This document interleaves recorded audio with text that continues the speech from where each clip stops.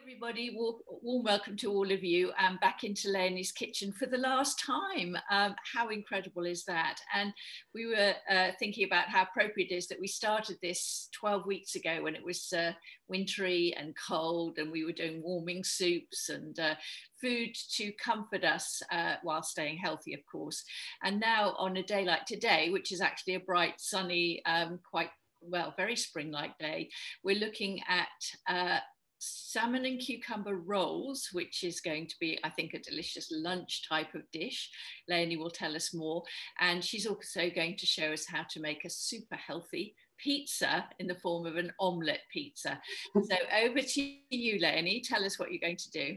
Okay, well, first of all, welcome for the last time in the EatWright kitchen. I hope to see many others soon in the future because I'm regularly in here. As you said, we're going to make a lovely summery and sunny dish, the salmon and cucumber rolls.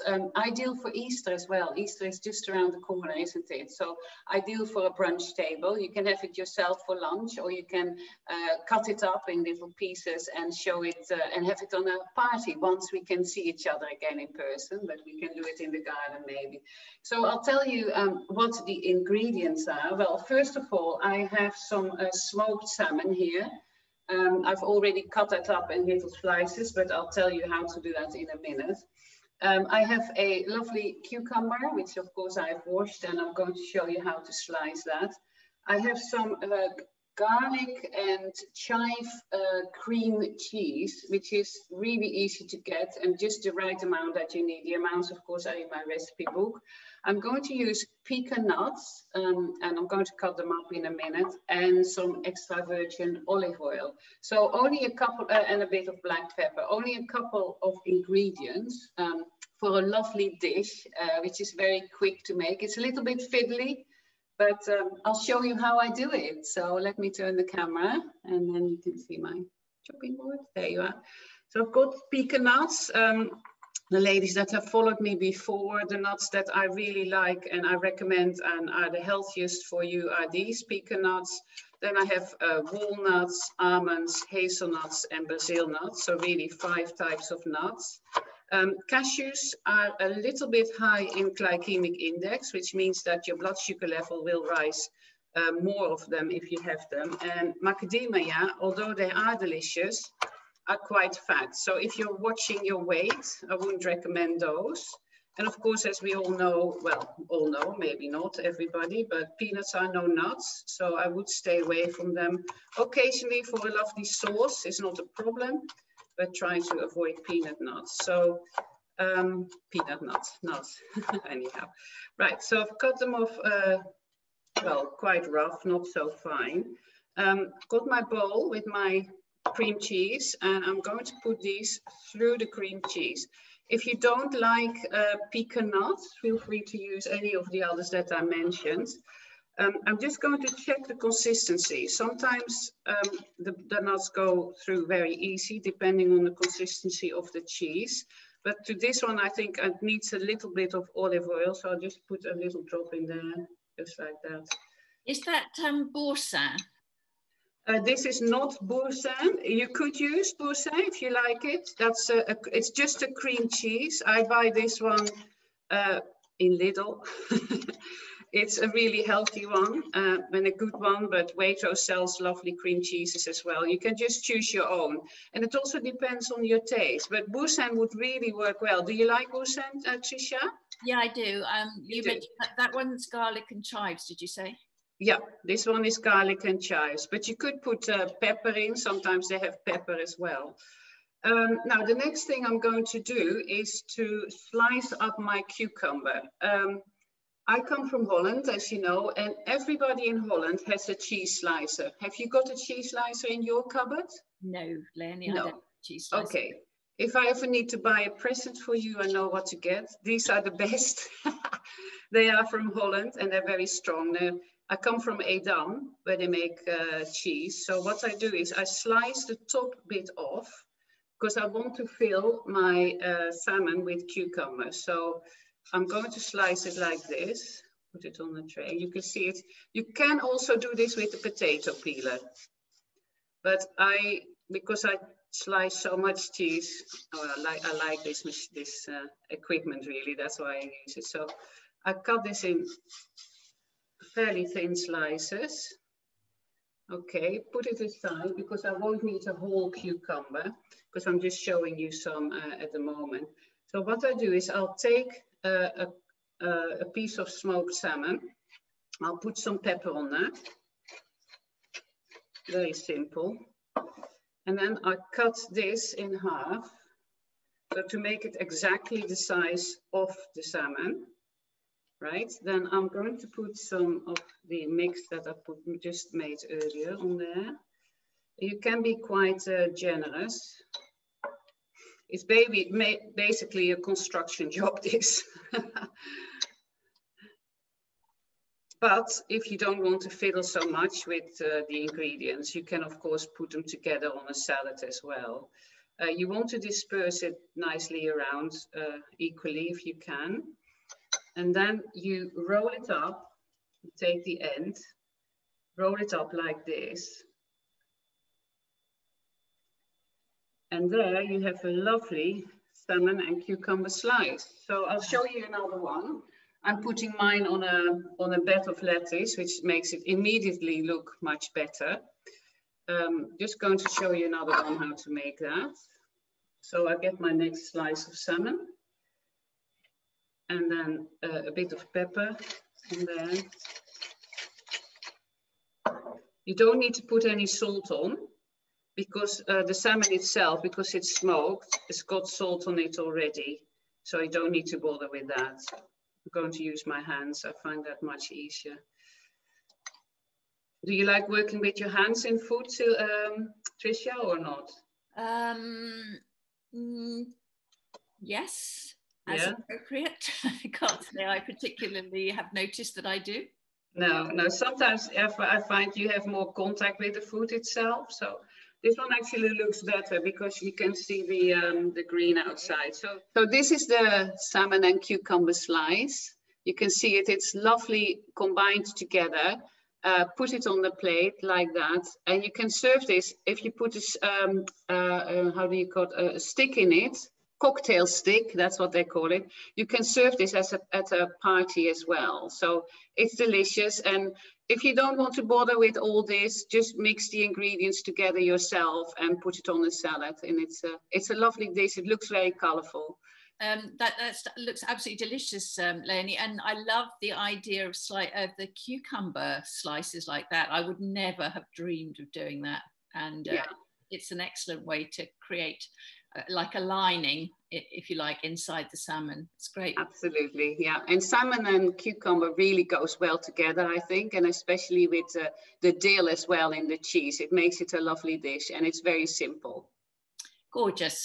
Okay, on to the next one. Right. Okay, we're ready for the omelette pizza. What's an omelette pizza?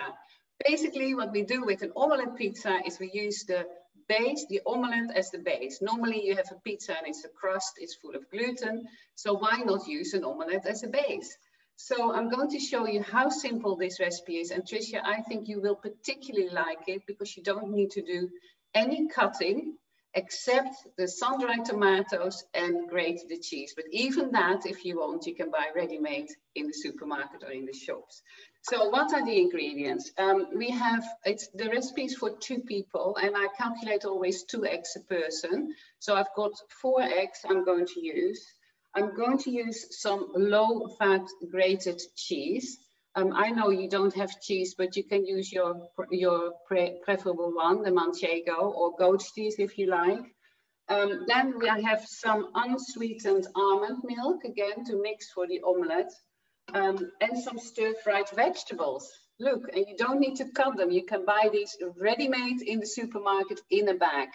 So, especially for you, Tricia, quick and easy. Then I have some sun-dried tomatoes, which I cut up just earlier this morning, but you can leave them whole as well. Some extra virgin olive oil and then some salt and pepper. So that's how simple it is. So the first thing I'm going to do is to turn my pan on a medium heat and put in some olive oil. I will put in about 1 or 2 tablespoons. I have a non-stick frying pan, so I can absolutely be sure that my oil wouldn't overheat.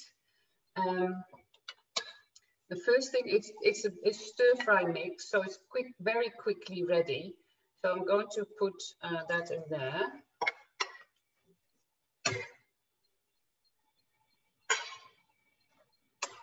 And then, of course, stir-fry it. If you want, you can even have this raw. But then, of course, you have to be careful. I mean, I don't particularly like raw onions. But this stir fry is so lovely, and it's got a little bit of onions in it. So I would always fry it because I don't like raw onions.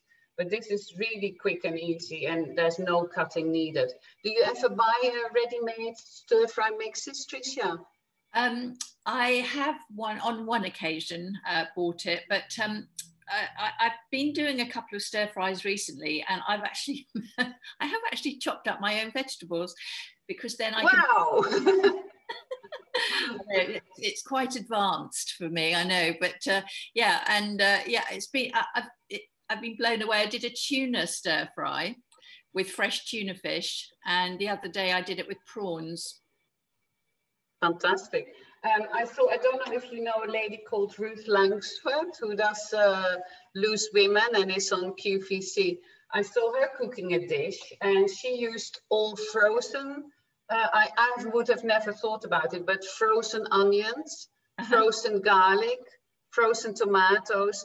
I didn't even know they existed. I mean, I buy fresh tomatoes, and if I buy other tomatoes, sometimes they're in a tin.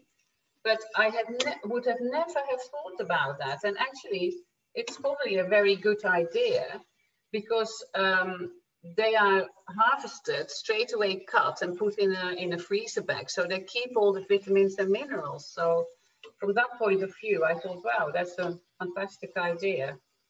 Right, while this is cooking, I'm going to add the sun-dried tomatoes as well, just to give it a little bit of a taste.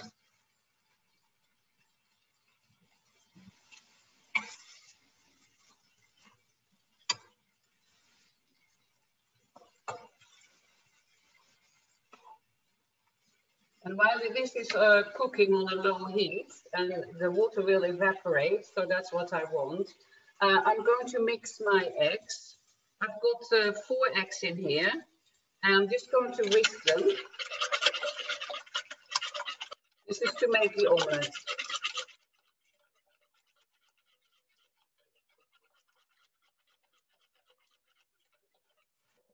Add some salt. Pepper, a bit of the almond milk. I'm trying to avoid dairy as much as I can.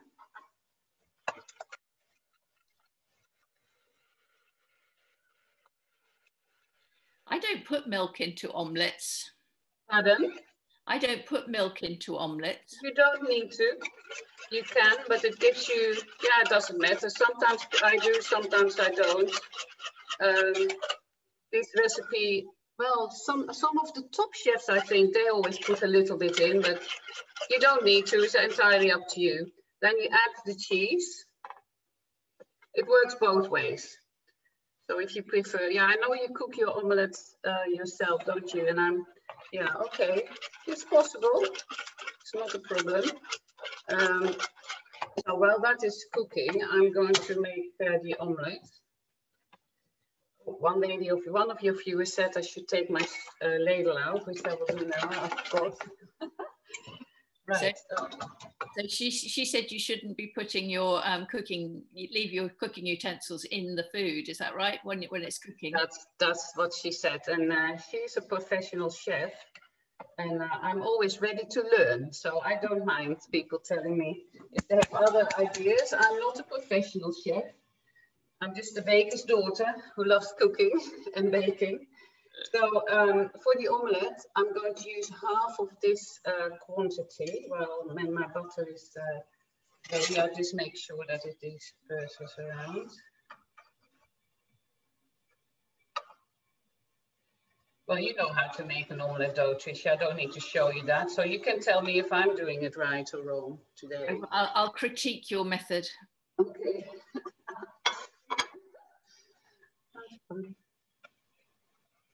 And normally I like fried eggs.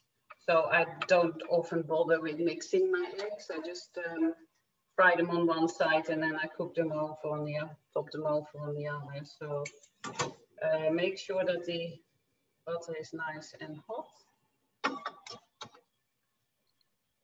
When is the butter ready to put the omelette in? When it's melted. Yes, look, they've got little bubbles. That's what I always look at. Anyhow, everybody does this different. I had a client actually, very much when I started at the beginning of my journey with EatWright, who didn't know how to make an omelette. So she asked me to show her. Wow. Yeah, and I was amazed. I didn't think it was possible, but there are people who can't make an omelette. So we once went, we were driving through France and we stopped at a hotel to stay overnight. And our children were very young, and Susie was an incredibly fussy eater. There was a lot she wouldn't eat. And I just said, we sat down to eat for the evening meal, and we looked at the menu and I thought, there's nothing here that Susie will eat. So I just said, could you possibly make her an omelette? And the chef came out and said, I'm so sorry, but an omelette is far too difficult and complicated for me to make at the moment. And I kept thinking, right, okay, well, it takes me all of 60 seconds to make an omelette. So what on earth is he doing to this omelette that it's such a palaver? You know, it's like he's a really important chef and he couldn't possibly just stop and make an omelette. I actually said to him, it doesn't have to be perfect, you know, just mix some eggs up and shove them in a pan. What did Susie eat in the end? I can't remember. I think we probably persuaded her that she could possibly eat something that we got on our plates. I don't know. I can't remember. I remember the palaver about, oh no, we couldn't possibly take the time and trouble to make her an omelette. Yeah. And is she still a fussy eater? No, she got over that quite quickly. I mean, she did this classic thing when she was about 4. She sat at the table and we were eating lamb for Sunday lunch. And she said to me, what animal did this come from? So I said, well, it's a lamb. So it's a sheep, it's a baby sheep. And she put a knife and fork down and said, oh, well, I'm not eating this. She said, if it came from an animal, I'm not eating this. I'm going to be, what do you call it if I don't eat meat? So I said, it's called being a vegetarian. So she said, I'm going to be a vegetarian from now on. So I said, okay, well, as soon as you start eating vegetables, you can become a vegetarian, because at the time she didn't eat vegetables. So that put paid to that one. And is she now a vegetarian or not? No, not at all. She eats anything and everything, I have to say. She loves her food. So that's good. That's good. Excellent. Right, now comes the crucial moment of turning it around. So if it doesn't work, I'll put my hands up. Maybe I should have followed your advice, Tricia, and not put the milk in. I think you should flip it up to the ceiling and see. Oh yes, that will be. I'm not hopeful, but I'll do my best if it works. I don't think it will. There it is. See? It breaks off, but no worries. We can sort that. Because as my mum said, you can't put any food whole in your mouth anyhow. So it's always when you do these things on camera, don't you, that they go wrong. You test them. So my excuse is your omelettes are probably better. I can understand that, chef, now. Right, okay. Well, I'll leave that to cook for a minute or so, and then I'll serve this on a plate. So you imagine this is a beautiful circle. Be ready at the bottom. It's probably the cheese as well that's in here. Right. Okay, so you get the gist. You get 2½ pizza bases. Let's do that. Okay. I'm messing it really up here now. Okay. I made an apple pancake last week and that did the same, so I must practice my omelette skills a little bit more. Right. There we are. You need a bigger spatula thing to turn it over. I do. Do you know where I can get those? Lakeland will have one. Okay, that's probably what. That's a good tip. I would not have thought about it. So there, your vegetables are now ready. I'm just turning the heat off, and you put it on the top. And you can put any topping on, really, if you want. You can make it a bit more Italian-based. Just show that to you. So this should be a beautiful round with some vegetables on the top. Yeah, that's your omelette pizza. Lovely. Very simple. Yeah. And very tasty, I must say. I mean, it's a really good idea. So basically you're saying make a cheesy omelette base, and then put on top of it whatever savory sort of topping that you feel like. Yeah, I mean, if you want, you can put on mincemeat, you can make it Hawaiian pizza, all the pizzas that you know. Just put the topping on you like, and you use the omelette as a base. That's it. That's why I call this an omelette pizza. And it's full of protein, and it's full of healthy vegetables and everything. And yeah. Lovely. And we need to have more vegetables, because in the UK we don't eat enough vegetables, really. I mean, the government recommends to have 5 portions of fruit and vegetables a day.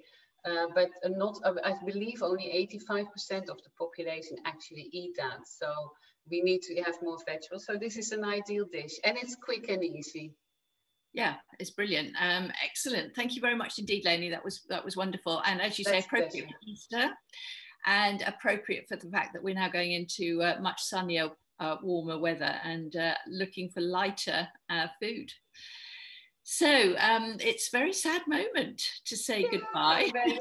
I'm very sad.